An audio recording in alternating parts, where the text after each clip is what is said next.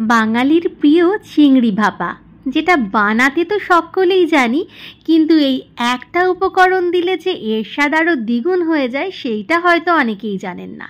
আজকে আমি সেই রেসিপিটাই শেয়ার করব। এই একটা উপকরণেই কিন্তু চিংড়ি ভাপার স্বাদ অনেক গুণই বেড়ে যাবে। চলুন দেখে নেওয়া যাক এই চিংড়ি ভাপার রেসিপিটা। আজকে ছোট মাছেরই আমি চিংড়ি ভাপা করব। মোটামুটি এই সাইজের মাছই পেয়েছি, মানে মাঝারি মাপের চিংড়ি মাছ পেয়েছি। ভালো করে ধুয়ে ওপরের যে কালো শীটটা থাকে বাদ দিয়ে দিয়েছি। তারপর সামান্য হলুদ গুঁড়ো আর একটু লঙ্কা গুঁড়ো আর একটু নুন দিচ্ছি। অনেকে হয়তো চিংড়ি ভাপাতে লঙ্কা গুঁড়ো দেয় না, কিন্তু আমি দিয়েছি যাতে রঙটা ভালো হয়। মাখিয়ে রেখে দিচ্ছি। অপরদিকে আমি মিক্সিং জারে 1.5 চামচ কালো সর্ষে, 1 চামচ হলুদ সর্ষে, 1 চামচ পোস্ত, 2টো কাঁচা লঙ্কা ভেঙে দিয়েছি, একটু হলুদ একটু নুন দিয়ে একটা পেস্ট করেছি।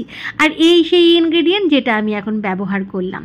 হ্যাঁ, একটু চিনে বাদাম আমি এখানে দিলাম।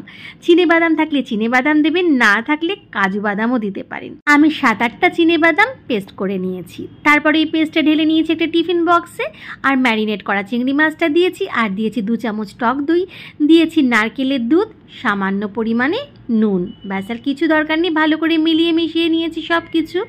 এরপরে দিয়ে দেব আমি শেষকালে যেটা না দিলেই নয়, সেটা হলো কাঁচা সর্ষের তেল।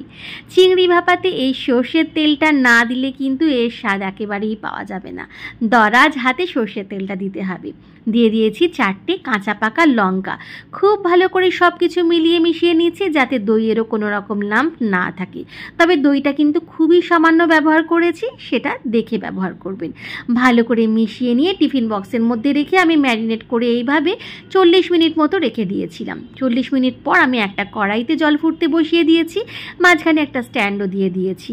তার মধ্যে আমি ম্যারিনেট করা চিংড়ি মাছ যেটাতে করে রেখেছিলাম টিফিন বক্সে সেটা বসিয়ে দিলাম। এইবারে গ্যাসের ফ্লেমটা লোতে করে একটা ঢাকা দিয়ে দিয়েছিলাম আধ ঘন্টার জন্য। আধ ঘন্টা 40 মিনিটের মতো রাখলেই হবে। তারপরে আমি গ্যাসের ফ্লেমটা বন্ধ করে নিয়েছি। ঠান্ডা হয়ে গেলে ঢাকাটা খুলে নিয়েছি। ব্যাস, দেখুন চিংড়ি ভাপা একেবারে রেডি। কতটা টেম্পটিং দেখতে হয়েছে বলুন তো। এরপরে যেটা করতে হবে, আর একটু সর্ষের তেল দিতে পারেন, মানে কাঁচা সর্ষের তেলটা এর সাথে তো খুব ভালো যায়, দিলে টেস্টটা কিন্তু সত্যিই ভালো হয়। শেষকালে একটু কাঁচা সর্ষের তেল পারলে দিয়ে দেবেন, যদিও আমি খুবই কম তেলের ব্যবহার করেছি এখানে।